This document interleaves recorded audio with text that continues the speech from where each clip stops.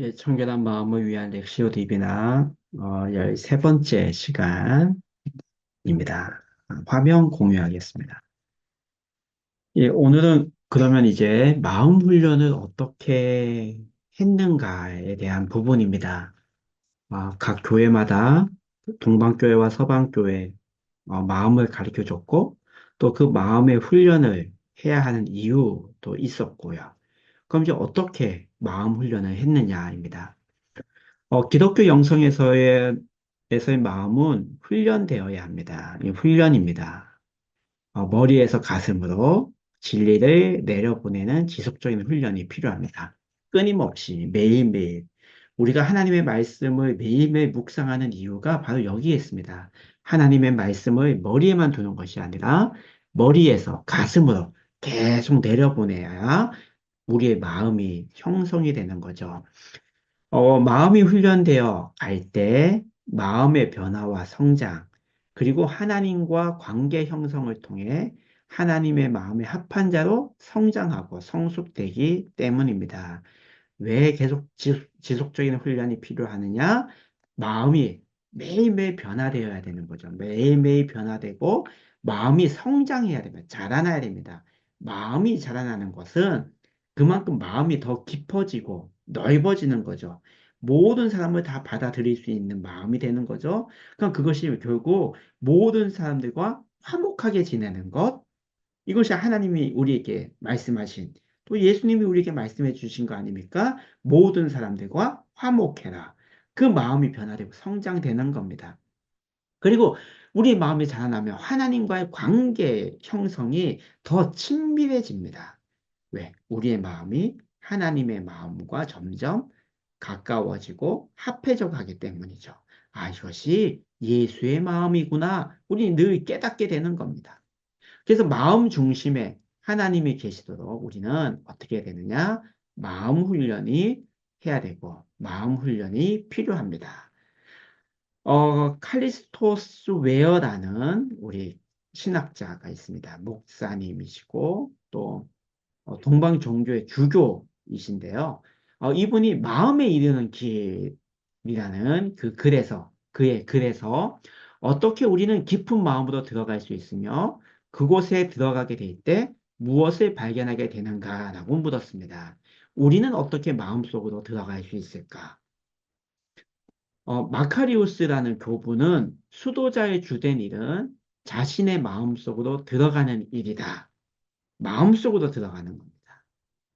수도자는 머리에서 마음으로 내려가야 합니다. 지적인 능력을 포기하라는 것이 아니라 정신을 가지고 마음으로 내려가는 겁니다.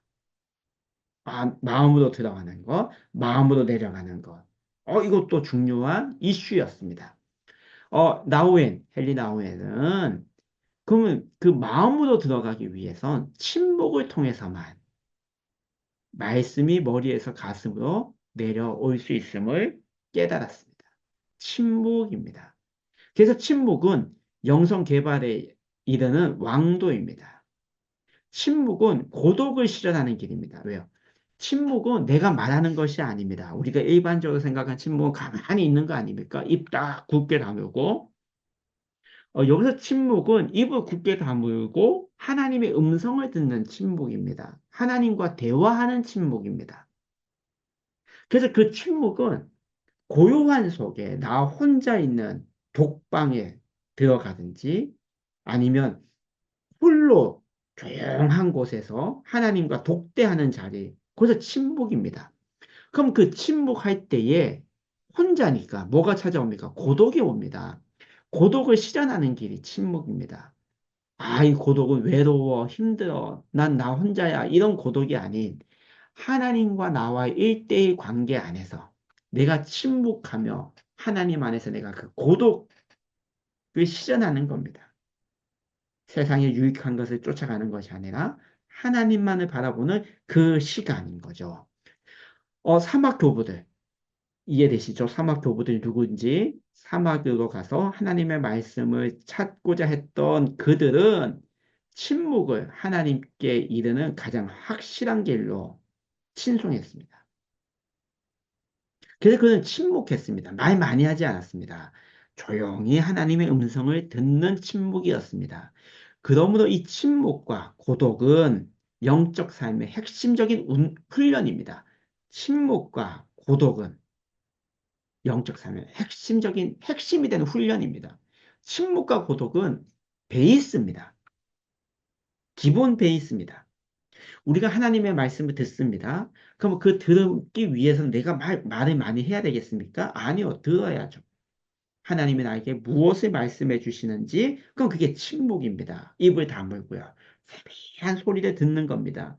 그럼 그 세밀한 소리를 듣는 그 시간이 고독의 시간이죠. 하나님과 나와 1대1 독대하는 자리, 이웃과 독대하는 자리가 아닌 계속 고독이 찾아오는 겁니다. 침묵과 고독은 이게 기본 베이스입니다. 우리 한국 교회에서는요, 침묵과 고독에 대한 훈련이 없습니다. 기독교 영성 훈련은, 즉 마음 훈련은, 마음을 다스릴 수 있는 훈련은 전통적으로 두 가지 방법이 있습니다. 이 두 가지 방법을 두 가지 길이라고도 합니다. 두 가지 길이 있는데 하나는 유념의 길이고 또 하나는 무념의 길이라고 합니다. 즉 유념의 훈련, 무념의 훈련이라고 합니다. 유념의 길은 유가 뭐 있는다는 겁니다. 있다. 뭐가 있느냐? 인간과 하나님 사이의 유사성을 접촉점으로 하여 하나님과 만남의 길을 추구하는 것. 즉, 인간과 하나님과의 이 관계 안에, 이 사이 안에 뭔가가 있어서 그것이 접촉이 되어서 인간과 하나님이 만나게 된다. 그것이 유념의 길입니다. 그럼 무념의 길은 뭐겠습니까? 무념, 무 없다는 겁니다. 인간과 하나님 사이에 어떠한 접촉점이 없이 바로 하나님과 만날 수 있는 것, 그 훈련, 그것이 무념의 길, 무념의 훈련인 겁니다. 그럼 이 무념의 길에는 무엇이 있느냐입니다. 그건 기도입니다. 무념의 길의 훈련에는 예수 기도와 향심 기도, 즉 기도의 훈련이 있습니다. 어, 예수의 기도가 무엇이고 향심 기도가 무엇인지 구체적으로 좀 집중적으로는 다음에 꼭 시간이 있으면 말씀해 드리겠습니다. 예수 기도는 쉬지 않고 드리는 기도입니다. 주일에 집중하고 정신을 마음속에 두기 위한 가장 훌륭하고 쉬운 방편입니다. 예수 기도는 흔히 하나님의 아들 주 예수 그리스도여 나를 불쌍히 여겨소서라는 이 짧은 기도문을 반복해서 고백하는 겁니다. 반복해서 고백하게 되면 하나님의 아들 주 예수 그리스도시여 나를 불쌍히 여기소서 이것만 계속 반복하는 기도입니다. 그러면 이러한 과정을 통해서 정신은 집중이 되고 하나님을 마음속에 간직하게 되는 겁니다. 마음에 집중하게 되는 겁니다. 그래서 이 예수 기도는 심장 기도 또는 마음의 기도라고도 불립니다. 오늘날 그 아토스 산에 살고 있는 은수자는 기도 안에서 이 마음의 위치와 중요성을 이렇게 설명을 하는데요. 기도가 지속되는 한 우리는 외부에서 마음을 돌려 우리 안으로 심저로 마음 깊은 곳을 향하기 위하여 주의를 신체의 한 기관인 마음에 두게 된다는 겁니다. 즉 마음을 쭉 바라보며 기도하게 된다는 겁니다. 쭉 마음속으로 그게 들어가게 되는 겁니다. 그러므로 주의를 집중하여 이 기도를 끊임없이 계속한다면 마음으로 가는 길이 열리고 이것은 우리의 경험에 의해서 증명된다는 겁니다. 예수 이름 기도, 예수 기도입니다. 하나님의 아들 주 예수 그리스도시여 나를 불쌍히 여기소서 이것을 끊임없이 되풀이하는 겁니다. 되풀이하다 보면 이것이 어디에 집중이 됩니까? 마음에 집중하게 되고 그럼 그 마음에 계신 하나님과 만나게 된다. 그 예수 기도입니다. 향심 기도라는 것은 마음의 중심이 되는 겁니다. 마음을 바라보는 향하는 곳, 바라봄의 기도라는 건데요. 이 토마스 키팅이 이 향심 기도는 하나님과의 관계이며 그 관계를 읽고 나가는 수련이다라고 얘기합니다. 실제로 향심 기도를 통하여 많은 사람들이 하나님과 관계가 더 깊어지고 종래에는 하나님과 일치하는 삶으로 나아간다. 그가 창안한 이 향신 기도는 중심으로 가는 기도, 뭐 중심 기도, 센터링 침묵 기도라고 얘기하는데요.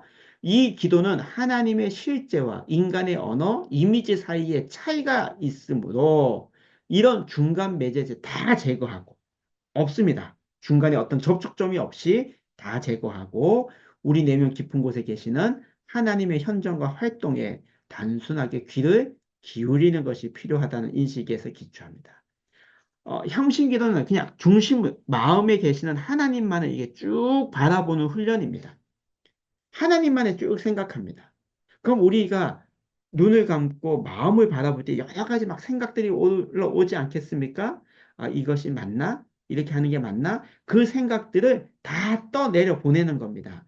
그 냇가에 나무가지가 쭉 이게 물결에 따라 쭉 내려가듯이 그냥 붙잡지 않고 흘려 보내는 겁니다. 이거, 이 기도 몇 분 됐지? 이게 생각이 올라옵니다. 그거 딱 붙잡고, 너무 길게 오래 했나? 여기서 그만둘까? 이게 아니라, 어, 근데 몇 분 기도했지? 라는 생각이 올라오면 그냥 흘려보내는 겁니다. 거기를 붙잡는 게 아니라 그냥 지나가게 해주는 겁니다. 그리고 내 마음은 계속 중심을 향해서, 마음을 향해서 나아가는 거죠. 이게 향심 기도입니다. 우리는 통성 기도, 외치는 기도 많이 해왔습니다. 그래서 이 예수 이름 기도, 예수 기도나 향신 기도는 어색합니다. 이게 기도한 게 맞나? 통성 기도는 막 내가 얘기하고 기도 감사의 예수의 이름으로 기도합니다. 아멘 하고 일어나면 뭔가 기도한 것처럼 느껴지는데 이 향신 기도는 계속 마음만 바라보며 하나님만을 바라보고 기도하는 거기 때문에 이 기도가 된 건가? 우리는 그런 생각이 듭니다. 그러나 그것이 기도가 진행되고 있다라는 겁니다. 그래서 하나님을 바라보고 중심을 바라볼 때 하나님이 나에게 무엇을 어떻게 어떤 말씀을 해 주시느냐에 귀를 기울이는 것입니다. 내면의 방이 마음으로 들어가 생각과 느낌, 감정과 이미지의 문을 다 닫고 우리 안에서 활동하시는 하나님께 자신을 넘겨드리는 데서 기도가 시작된다는 겁니다. 나의 느낌, 나의 생각, 이것도 다 잠가버리는 겁니다. 아닙니다. 다 벗고 그냥 내가 온전히 하나님께 다 드리는 것. 그래서 하나님이 나에게 뭐라고 얘기해 주시는지, 하나님이 나를 안아주시는지, 나를 보듬어 주시는지, 그것을 계속적으로 기도가 진행되는 겁니다. 그래서 이 기도는 하나님과 더 깊은 친밀감을 형성해가는 관계적 기도이자 은혜를 받기 위해 준비하는 수용적 기도라고 할 수 있습니다. 향심 기도가 주는 선물은 내적 침묵입니다. 그 내적 침묵은 하나님의 형상을 따라 창조된 참 자아가 회복되도록 내적 병원을 촉진합니다. 하나님의 형상, 내적 침묵, 마음에서 변화되어 가는 것, 마음이 형성되어 가는 것, 그리고 거기서 이제 쓰레기들을 다 버리게 되는 것이 향심 기도입니다. 그래서 무념의 길, 무념의 훈련에서는 기도입니다. 하나님과 나와의 그 중간에 어떤 접촉점이 없습니다. 그리고 다이렉트와 하나님과 일대의 관계를 통해서 하나님과 친밀해지고 마음으로 들어가는 훈련입니다. 무념의 길, 무념의 훈련입니다.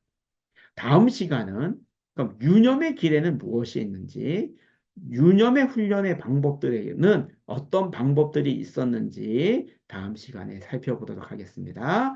오늘도 또 들어주시고 함께 해주셔서 감사합니다. 다음 시간에 뵙겠습니다.